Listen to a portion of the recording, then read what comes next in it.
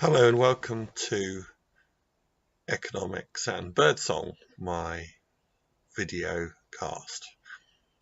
As you can hear, this is the second of my series, and there are plenty of birds this morning to enliven the discussion of policy matters with a beautiful audio background. As for the visuals, I'm afraid you've just got me and my wall. By which I mean the wall behind me, not some sort of thing on the internet.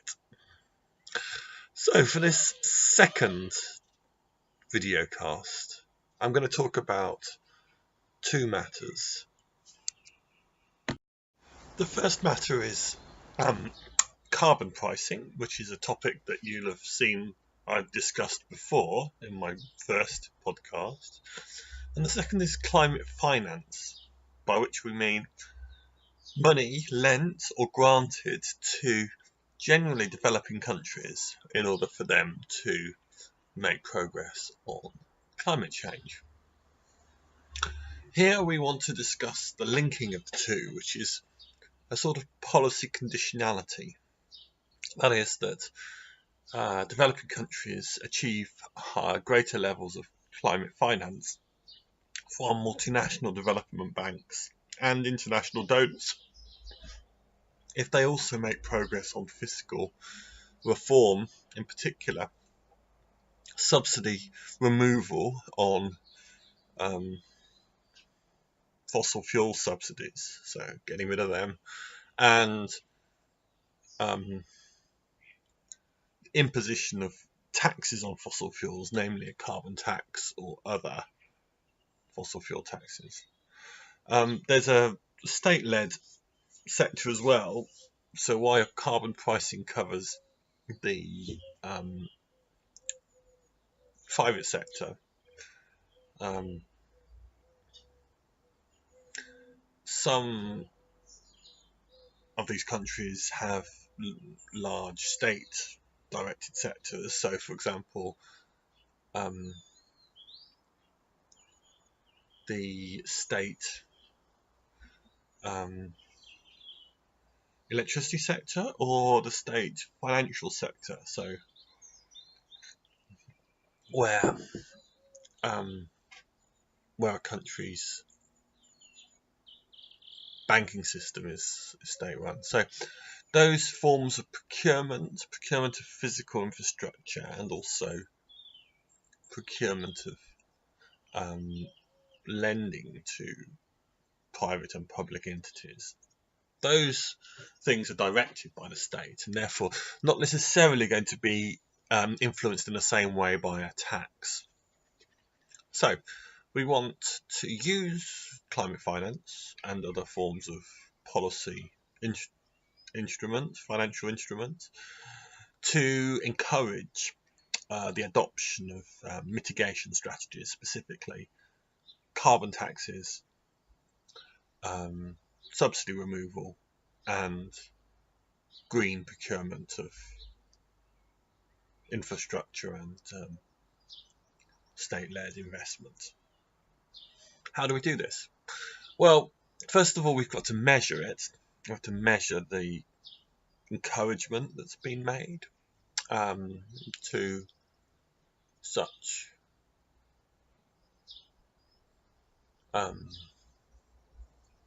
goods. So we have to measure the carbon tax or the subsidy removal. Fortunately, the IMF has quite good data on countries' taxation systems, including the price of energy. And we also have to encourage it, so we need some policy measures. Now, typically there are barriers to investment, a number of these barriers, and one or two that are significant include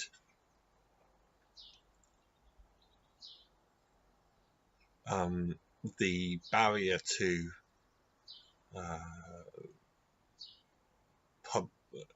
so for example, the interests of energy intensive companies.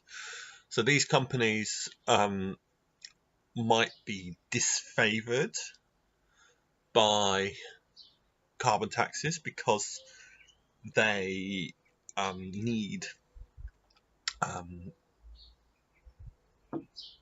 carbon intensive inputs. Okay, so here we have a possibility to rebate based on output. So-called output-based rebating is a nice way to prevent these people from suffering as a result of carbon policy. Another barrier is the perception that carbon increased fossil fuel prices will affect the interests of the poor or even middle income people, because in fact in developing countries quite often it's the middle income people that have the most fuel usage as a percentage of their income. So how do we affect this? So one possible way is a per capita rebate, and in fact if trust is an issue, then the rebate can be given in advance but still made in conditional. It's an odd combination of features, but in the Islamic Republic of Iran we see this. Iran imposed a reduction in subsidies, and at the same time, or actually just prior to the imposition of the subsidy removal, they gave everyone in the country frozen bank accounts. And in the frozen bank accounts there was some money. Now the bank accounts were frozen, so they weren't released until the actual subsidy removal was implemented. But it gave people a direct and trustworthy incentive for the subsidy removal to take place.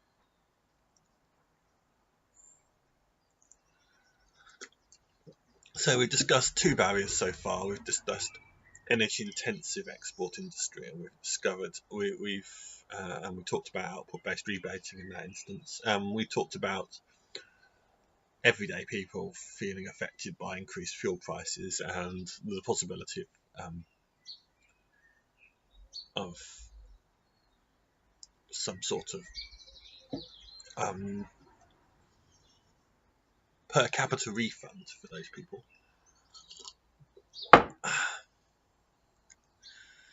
So what are the other forms of barriers? Well, there's also technical barriers. People maybe don't understand how such policies work.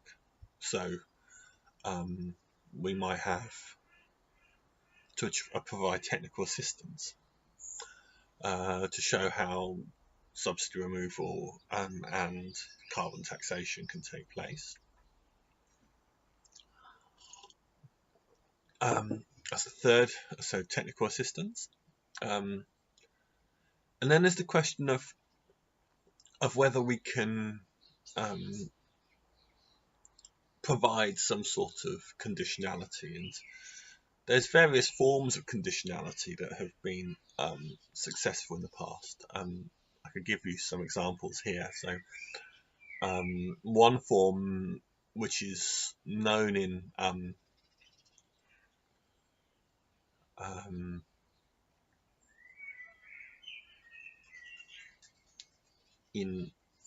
health matters is called output-based financing.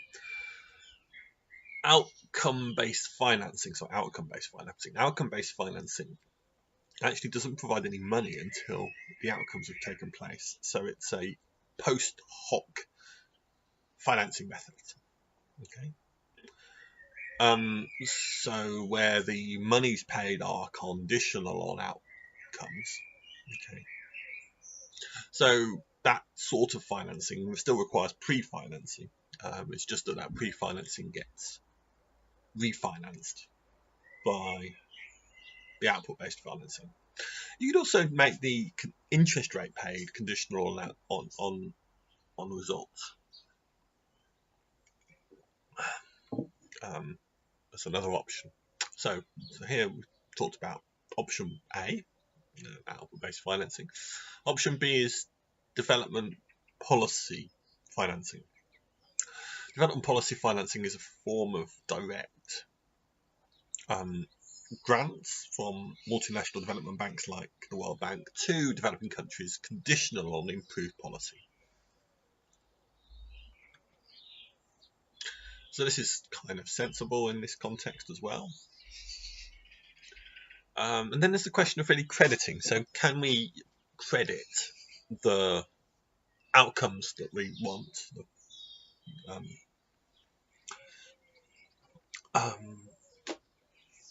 The correct carbon pricing outcomes with some method, so we get points for how effective carbon pricing is, and so that's how output-based funding would also work. I suppose then there's the question of what the carbon tax rate is, and how and can it be measured, and then we have a sort of Tower of Babel problem at the international level. Many different possible metrics. I think the World Bank can do a really good job here at actually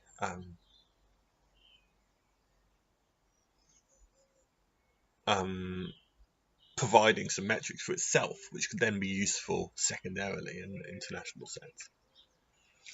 So other forms of financing. So we also have climate finance bilaterally from, for example, aid organisations and aid departments around the world.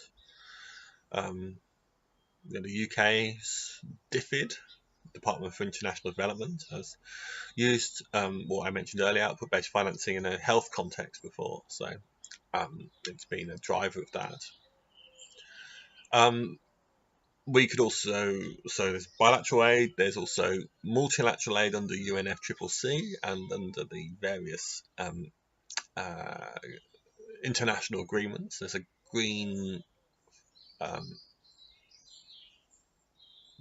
financing fund, GFF, which has had many commitments.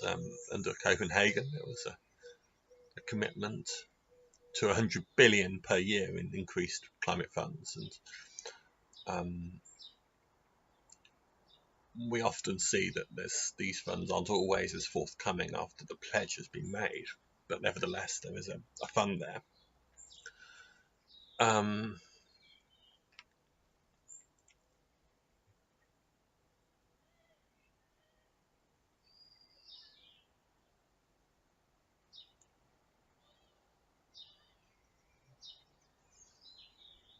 Yes. So those are the main forms. The question, so really, it's a question of how do we measure carbon taxes? Do we prioritise them? Do we include rebates, output-based rebating? I would say yes, because an output-based rebate prioritises the carbon incentive on that element that has the most mitigation potential. So how do we measure those? And how do we make sure that conditionality is proportionate to the level of commitment made in these areas? Those are some of the open questions to be discussed in future podcasts. Thanks for your time.